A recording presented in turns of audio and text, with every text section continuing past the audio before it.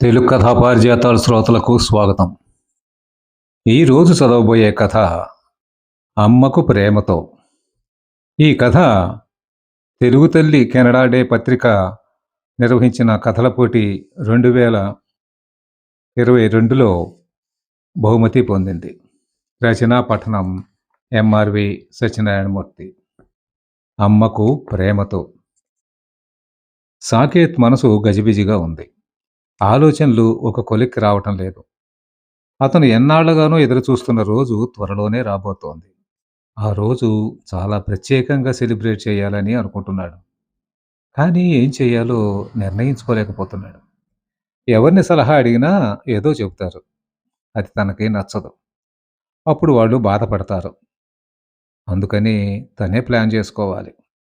అసహనంగా గదిలో అటు ఇటు పచారులు చేస్తున్నాడు. తల్లి కౌసల్య అటుగా వచ్చింది. "ఏం నాన్నా, నిద్ర పట్టడం లేదా?" అడిగింది. బదులుగా చిన్నగా నవ్వాడు సాకేత్. కౌసల్య అలమరలోంచి ఒక పుస్తకం తీసి కొడుక్కిచ్చి, "ప్రశాంతంగా ఈ పుస్తకం చదువు. నిద్ర అదే వస్తుంది" అని తన గదిలోకి వెళ్ళిపోయింది. పుస్తకం కేసి చూశాడు. అది శ్రీపాద వారి కథల పుస్తకం. తల్లికి తెలుగు సాహిత్యం అంటే చాలా ఇష్టం. ప్రముఖ రచయిత్రుల పుస్తకాలు ఆమె అలమర నిండా ఉంటాయి. సోఫాలో కూర్చుని కథలు చదవడం ప్రారంభించాడు. ఒక గంట గడిచేసరికి పుస్తకం చదవడం పూర్తయింది. పుస్తకం అలమరలో పెడుతున్నప్పుడు చూశాడు చిన్న చెక్క పెట్టె. పెట్టె అంతా నగిషీ చేసి ఉంది. ఆ పెట్టె అంటే అమ్మకు ఎంత ఇష్టమో సాకేత్‌కి బాగా తెలుసు. తదేకంగా ఆ పెట్టెకేసి చూశాడు. ఒక ఆలోచన అతని మదిలో రూపుదిద్దుకుంది. వెంటనే తన రూమ్‌లోకి వెళ్ళి పడుకున్నాడు. మర్నాడు కారు తీసుకుని రాజమండ్రి వెళ్ళాడు. మార్కండేయ స్వామి గుడికి వెళ్ళి స్వామిని దర్శించుకుని బయటకు వచ్చి గోదావరి దగ్గరికి వెళ్ళి తను తెచ్చిన ప్లాస్టిక్ టిన్ నిండా గోదావరి నీళ్లు నింపుకున్నాడు. మెయిన్ బజార్‌కి వచ్చి పంచెలు, కండువాలు, చీరలు తీసుకున్నాడు. టిఫిన్ తిని దేవి సెంటర్ వద్ద ఉన్న డిజిటల్ కలర్ ల్యాబ్‌కి వెళ్ళాడు. కంప్యూటర్ ఆపరేటర్‌తో మాట్లాడాడు. తను బ్యాగులో తెచ్చిన వాటిని అతనికిచ్చి వాటిని ఏ విధంగా తీర్చిదిద్దాలో కూడా వివరించాడు. ఒక గంట గడిచాక ఆపరేటర్ చేసిన కొంత పని చూసి మర్నాడు సాయంత్రం వస్తానని, అప్పటికి మొత్తం పని పూర్తి చేయాలని చెప్పాడు సాకేత్. "మాకు ఇటువంటి పనులు చేయాలంటే ఇంట్రెస్టే సార్" అన్నాడు ఆపరేటర్.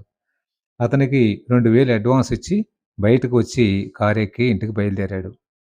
అతని మనస్సు ఇప్పుడు ప్రశాంతంగా ఉంది. 4 రోజుల్లో తల్లి షష్టిపూర్తి ఉంది. చెన్నై నుండి తను ముందు వచ్చాడు. భార్యాపిల్లలు ఎల్లుండి వస్తారు.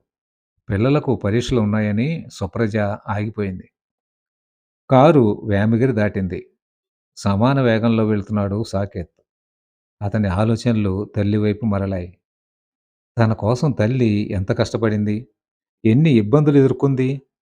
తండ్రి ఉపాధి కోసం దుబాయ్‌కెళ్తే వృద్ధులైన తాతగారిని చూసుకుంటూ కుటుంబ పోషణ కోసం చాలా శ్రమపడింది. పాతకాలం నాటి చిన్న పెంకుటిల్లు, ప్లాస్టింగ్ లేని గోడలు, పైన వెదురు పెనక పాతబడిపోవడంతో వెదురు బద్దలు విరిగిపోయి పెంకులు దూరంగా జరిగిపోయాయి. అందులోంచి అప్పుడప్పుడు తొంగి చూసే సూర్యచంద్రులు, వర్షం వస్తే ఇల్లంతా నీటితో నిండిపోయేది. అక్కడికి అమ్మ పైనుంచి వర్షం పడుతున్న చోటల్లా గిన్నెలు, చెంబులు పెట్టేది. అవి నిండిపోతే వాటిని బయట పారబోసి మళ్ళీ పాత్రలు పెట్టేది. వర్షం తగ్గే వరకు అమ్మ అలాగే ఇంట్లోకి, బయటకి తిరుగుతూనే ఉండేది. నిద్ర ఉండేది కాదు ఆమెకు.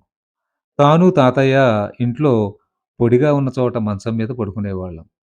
నాన్న దుబాయ్ వచ్చిన 2 సంవత్సరాలు అమ్మ అలాగే చాలా బాధపడింది. తర్వాత నాన్న పంపిన డబ్బులు జాగ్రత్త చేసి పెంకుటిల్లుకి కొత్త పైకప్పు వేయించింది. తర్వాత కొన్నాళ్లకు బ్యాంకులో అప్పు తీసుకుని ఒక గేదె కొంది. రోజూ దానికి ఎంతో పోషణ చేసేది. పాలు తీసేటప్పుడు తాను అమ్మ వెనకే చేరి ఆసక్తిగా చూసేవాడు. అమ్మ అప్పుడప్పుడు ప్రేమగానే విసుక్కునేది. "నువ్వు లోపలికి వెళ్లి చదువుకో నాయనా" అని. పాలు కాచి తోడుపెట్టి తనకు పెరుగు వేసేది. అమ్మ మాత్రం మజ్జిగ పోసుకునేది. ఆవకాయ అన్నంలోకి వెన్నముద్ద వేసేది. తను ఇష్టంగా తింటూ ఉంటే మురిసిపోయేది అమ్మ. రెండేళ్లవారికి ఉదయం, సాయంత్రం పాలు పోసి, నెల పూర్తి కాగానే వాళ్ళిచ్చిన డబ్బులు క్రమం తప్పకుండా బ్యాంకులో కట్టేది. 3 ఏళ్లు గడిచేసరికి బ్యాంకు అప్పు తీర్చేసింది అమ్మ. ఆ రోజు అమ్మ చాలా ఆనందంగా ఉంది.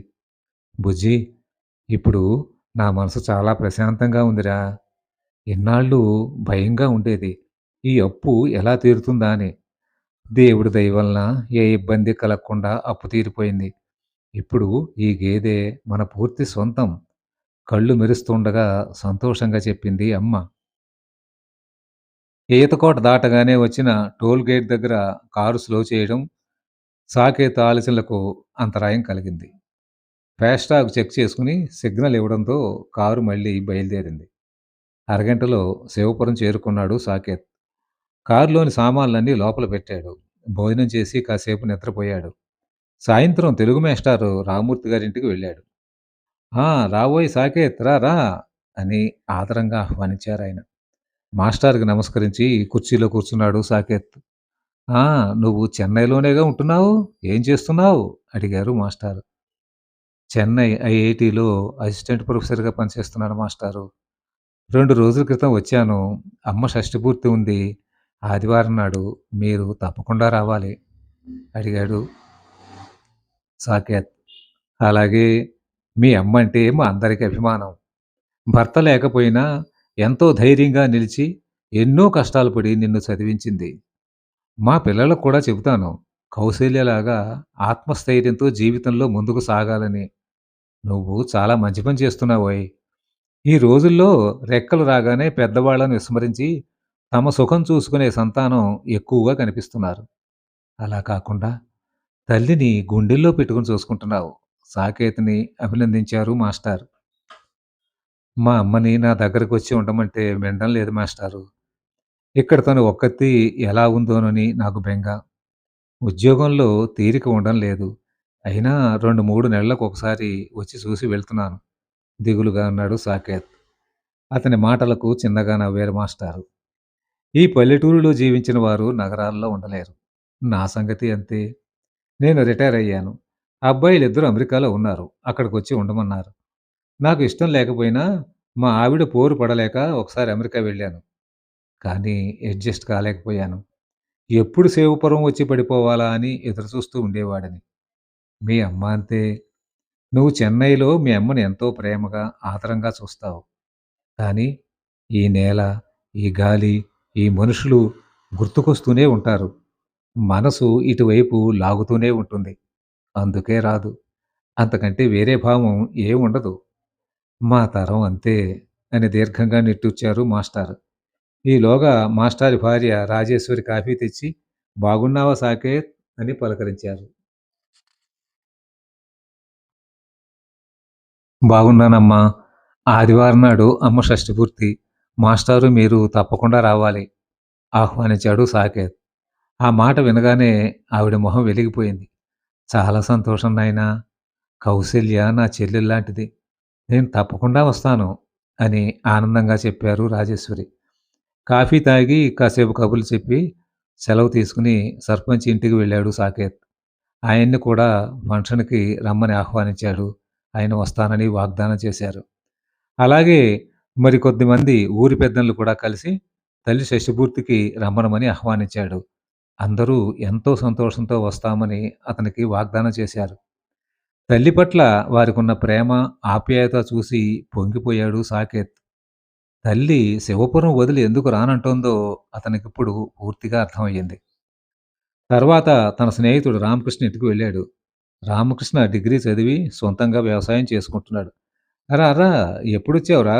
మిత్రుడిని ఆదరంగా అడిగాడు రామకృష్ణ. "2 రోజులయ్యింది. పనుల మీద బయట తిరుగుతున్నాను. ఆదివారం అమ్మ షష్ఠి పూర్తి. నువ్వు, లలిత తప్పకుండా రావాలి. నాకు సహాయం చెయ్యాలి."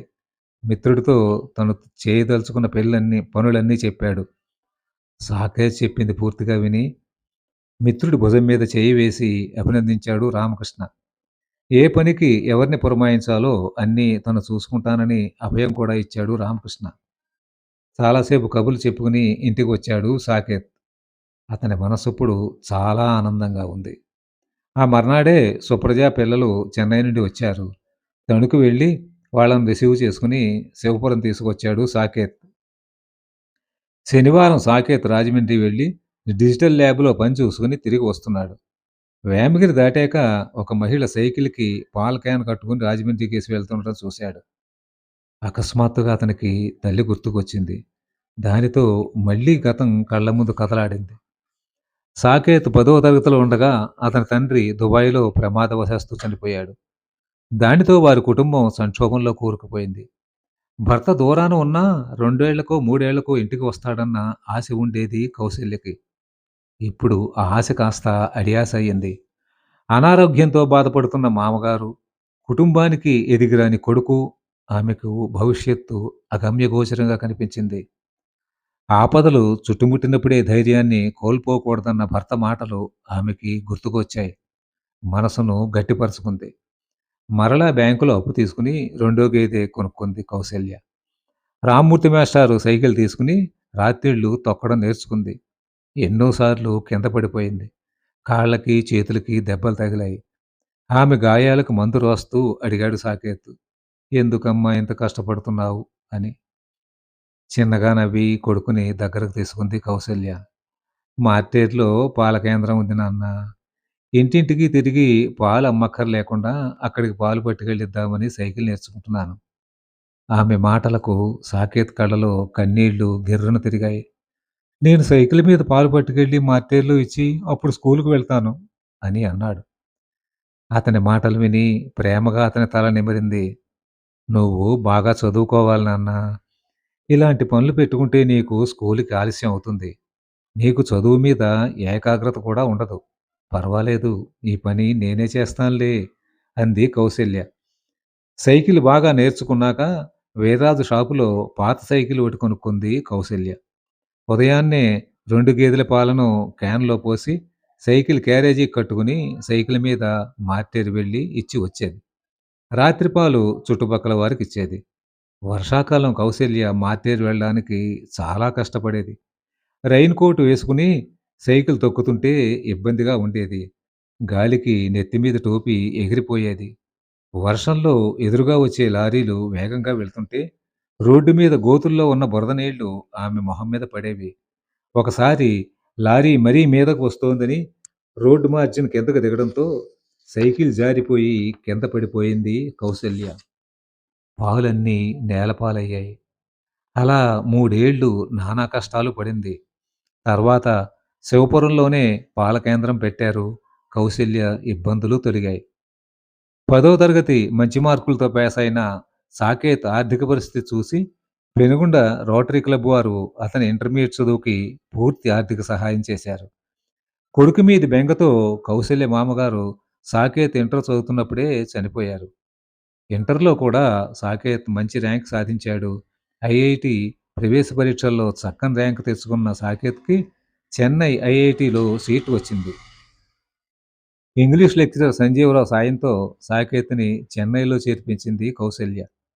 స్కాలర్‌షిప్ డబ్బులు, తల్లి పంపిన డబ్బులు జాగ్రత్తగా పొదుపు చేసుకుంటూ బీటెక్ పూర్తి చేసి, ఆ తర్వాత ఎంటెక్, పీహెచ్‌డీ కూడా చేశాడు సాకేత్. అతని ఆలోచనలు పూర్తయ్యేసరికి కారు శివపురం చేరింది. సాకేత్ ఎంతగానో ఎదురుచూస్తున్న ఆదివారం రానే వచ్చింది.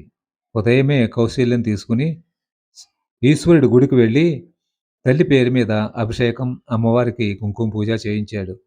టిఫిన్ తిన్నాక తల్లిని, భార్యాపిల్లల్ని తీసుకుని తణుకులోని వృద్ధాశ్రమం వద్దకొచ్చాడు. రాజమండ్రి నుంచి తెచ్చిన పంచెలు, కండువాలు, చీరలు అక్కడి వారికి తల్లి చేత ఇప్పించాడు. ఆశ్రమం అభివృద్ధికి తల్లి పేరు మీద ₹1,00,000 చెక్కుని ఆశ్రమం మేనేజర్‌కిచ్చాడు సాకేత్.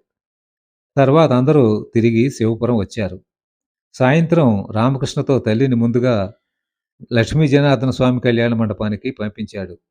లలితను ఆమెకు తోడుగా ఉంచాడు. రాజమండ్రి నుంచి తెచ్చిన నగిషీలు ఉన్న మంచి గంధం పెట్టెను సాకేత్ నెత్తిమీద పెట్టుకుని మంగళవాయిద్యాలు మోగుతుండగా తన స్నేహితులు, ఊరి పెద్దలు వెంట రాగా ఊరేగింపుగా బయలుదేరాడు సాకేత్. గ్రామంలోని అందరికీ ఆ పెట్టెలో ఏముందో చూడాలన్న ఆసక్తి కలిగింది. షష్ఠి పూర్తి సందర్భంగా తల్లికి చాలా విలువైన బహుమతి ఇస్తున్నాడు సాకేత్ అని అందరూ అనుకున్నారు. అది తప్పకుండా చూడాలని అందరూ కళ్యాణ మండపానికొచ్చారు. అందరినీ రామకృష్ణ మైకులో సాదరంగా ఆహ్వానించాడు. ముందుగా వేదిక మీదకు సర్పంచ్ గారిని, రామ్మూర్తి మేస్టార్‌ని, సంజీవరావు గారిని ఆహ్వానించాడు రామకృష్ణ. తర్వాత కౌసల్యని కూడా ఆహ్వానించాడు. సాకేతు, సుప్రజ, కౌసల్యను సాదరంగా వేదిక మీదకు తీసుకొచ్చారు. పండితులు వేదమంత్రాలు చదువుతూ ఉండగా సాకేతు రాజమండ్రి నుంచి తెచ్చిన పవిత్ర గోదావరి జలాలతో తల్లి పాదాలు కడిగి, ఆ జలాన్ని తను నెత్తిమీద చల్లుకుని భార్యాపిల్లలకు కూడా చల్లాడు. తర్వాత పువ్వులతో పాదపూజ చేశాడు. వేదిక ముందు కూర్చున్న వారందరూ ఎంతో ఆసక్తిగా ఆ కార్యక్రమాన్ని చూసి, కౌసల్య చాలా అదృష్టవంతురాలు. బంగారంలాంటి కొడుకు, కోడలు, రత్నాల్లాంటి మనవలు లభించారు అని శ్లాఘించారు. రామకృష్ణ మాట్లాడుతూ, కౌసల్య పెద్దమ్మ మహిళలందరికీ ఆదర్శమూర్తి. తన కుటుంబం కోసం ఎన్ని కష్టాలు పడిందో మన శివపురం ప్రజలందరికీ తెలుసు. జీవితంలో ఎన్ని తుఫాన్లు వచ్చినా బెంబేలు పడలేదు, ధైర్యాన్ని కోల్పోలేదు. కొడుకుని ఒక విద్యావంతుని చేయాలన్న లక్ష్యంతో శ్రమించింది, విజయం సాధించింది. సాకేత్ చెన్నైలో చదువుతున్నప్పుడు తనూ చదువుకోవాలని బిఏ ప్రైవేట్‌గా కట్టి పాస్ అయింది. ఇది కౌసల్య పెద్దమ్మ సాధించిన మరో విజయం అని అనగానే సభంతా చప్పట్లతో మారుమోగింది. ఇప్పుడు రామ్మూర్తి మేస్టారు ప్రసంగిస్తారు అని చెప్పాడు రామకృష్ణ. రామ్మూర్తి మేస్టారు అందరి వైపు పరికించి చూశారు. ఆ! మీరందరూ సాకేత్ తెచ్చిన పెట్టెలో ఏముందో అని చాలా ఆతృతగా ఉన్నారు. ఒక కొడుకు తన తల్లికిచ్చిన అపూర్వమైన కానుక ఈ పెట్టెలో ఉంది. ఈ పెట్టె తెరవమంటారా? అడిగారు ఆయన. తెరవండి, తెరవండి మేస్టారు అని కింద నుంచి గట్టిగా అరిచారు జనం. రామ్మూర్తి మాస్టారు పెట్టె తెరిచి అందులోంచి ఒక డిజిటల్ ఆల్బమ్ బయటకు తీశారు. ఆల్బమ్ పైన కౌసల్య ఫోటో ఉంది. దానికి కింద అమ్మకు ప్రేమతో అన్న అక్షరాలు, 2 చేతులతో నమస్కరిస్తున్న సాకేత్ ఫోటో ఉంది. రామ్మూర్తి మేస్టారు ఆ ఆల్బమ్ అందరికీ చూపించారు. ఆ! చూడండి. ఈ ఆల్బమ్‌లో కౌసల్యకు ఆమె భర్త దుబాయ్ నుంచి రాసిన ఉత్తరాలు ఉన్నాయి. ఇవి ఆమెకెంతో ప్రాణప్రదమైనవి. సాకేతుకి చాలా పవిత్రమైనవి. ఈ ఉత్తరాలు ఒక భర్త తన భార్యకు రాసినవైనా, అందులో ఎన్నో జీవన సత్యాలు దాగి ఉన్నాయి.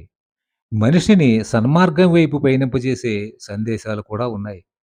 నేను 2 ఉత్తరాలు మాత్రమే చదువుతాను అని మాస్టారు ఆల్బమ్ మొదటి పేజీ తెరిచి సభలోని వారందరికీ కూడా మళ్ళీ చూపించారు. స్టేజీ పైన కౌసల్య భర్త చిన్న ఫోటో, ఉత్తరం కూడా ఉన్నాయి. మాస్టారు పేజీ చూసి రంగురంగుల పువ్వులతో ఉన్న ఆ బోర్డర్‌ను చాలా మెచ్చుకున్నారు. మాస్టారు చదవడం ప్రారంభించారు. చిరంజీవి కౌసల్యకు నీ భర్త దశరథ దీవించి వ్రాయినది. నేనిక్కడ క్షేమం. నువ్వు, నాన్న, బుజ్జి కులాసా అని తలుస్తాను. మన కుటుంబానికి ఒక స్థిరత్వం ఉండాలని ఉపాధి కోసం ఇంత దూరం వచ్చాను. మనం మన పిల్లల మనసులో ఏది నాటితే అదే పెరుగుతుంది. అందుకే మన బుజ్జికి ప్రేమ, ఆప్యాయత, పరోపకారం, దేశభక్తి గురించే చెప్పు. ఏనాడు పగ, ద్వేషం గురించి తెలియనివ్వకు. మనం ఈ సమాజానికి మంచే చేయాలి. అది గట్టిగా వాడి మనసులో బలంగా రూపుదిద్దుకోవాలి. మన బుజ్జి సమాజానికి ఉపకారి కావాలి. నీ మీద కుటుంబ బాధ్యత ఎక్కువగా మోపానని నన్ను అపార్థం చేసుకోవుగా. ప్రేమతో దశరథ. మాస్టారు చదవడం పూర్తి చేసేసరికి కౌసల్య కళ్ళంట నీళ్లు జలజలా రాలాయి.